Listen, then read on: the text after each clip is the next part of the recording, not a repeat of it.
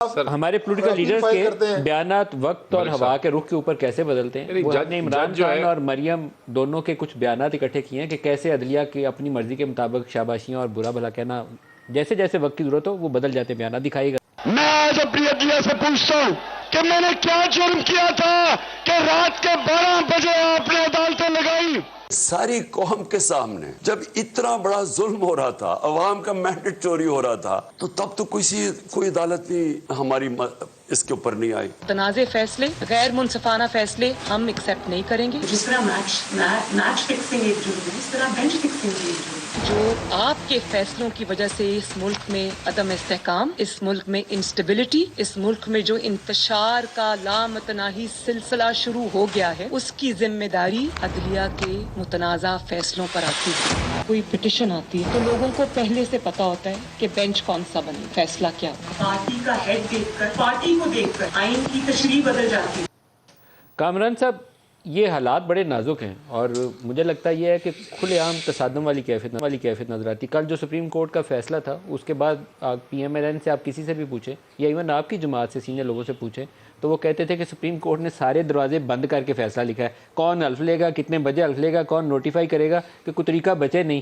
تو یہ آپ لوگوں کا تاثر اب یہی ہے کہ نہیں ہمارے لیے تو تالا مار کے انہوں نے فیصلہ لکھا ہے کہ اس کے علاوہ کوئی اور بچے ہی نہیں راستہ. یہ تاثر کیوں پیدا ہو رہا ہے؟ اس میں ایسا ہے کہ تاثر جو نا یہ اس کیس کو نا ان آئسولیشن نہ لیں. ممکن ہے کہ اس کیس میں جو کچھ کہا گیا ہے اس میں کسی حصے سے آپ اتفاق بھی کر سکتے ہیں، مگر اس سے پہلے والا جو کیس جو اسی کی ایک لمب ہے اس سے آپ قطعاً اتفاق نہیں کر سکتے، جس میں انہوں نے جو کہا کہ وہ ووٹ کاؤنٹ ہی نہیں ہوں گے. تو وہ اب جب ووٹ کاؤنٹ نہیں ہوں گے تو اس کا نقصان کسی کو ہوا اور کسی کو فائدہ ہوا. ٹھیک ہے نا جی. اور اس طرح سے یہاں پہ جو نا انہوں نے کاؤنٹ سے نکالے ہوئے تھے اور اس کو انہوں نے کہا کاؤنٹ ہوں گے تو اس کا بھی کسی کو فائدہ ہوا، نقصان ہوا. اس میں ریویو پینڈنگ ہے، کسی کی بھی ریویو تھی وہ. تو ان معاملات کو، یہ ایسے معاملات ہیں جس کو اکٹھا سنا جانا چاہیے تھا، مگر وہ بجائے اکٹھا سنا جانے کے اور بجائے کہ ایک بڑا بینچ اس کو سنتا اور پریفریبلی جو ہے نا فل کورٹ اس کو سنتی، بجائے 3 لوگوں کی وزڈم کے 14 لوگوں کی وزڈم، کیونکہ اس وقت 14 لوگ موجود ہیں، تو 14 لوگوں کی وزڈم سے جو ہے قوم مستفید ہوتی اور فیصلہ اگر بے شک یہی ہوتا تو شاید کسی کو اعتراض نہ ہوتا.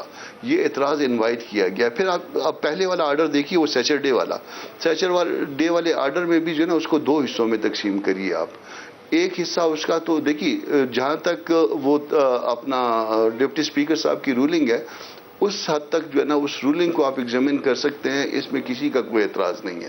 مگر کیا آپ حمزہ شہباز کی جو اس وقت تک رائٹلی یا رانگلی جو ہے وہ الیکٹڈ چیف منسٹر ہے اس کے اختیارات کو جو ہے نا وہ یا اس کو ٹرسٹی سی ایم کہہ سکتے ہیں؟ یہ آپ نہیں کہہ سکتے. اس کا وہ حصہ غلط ہے.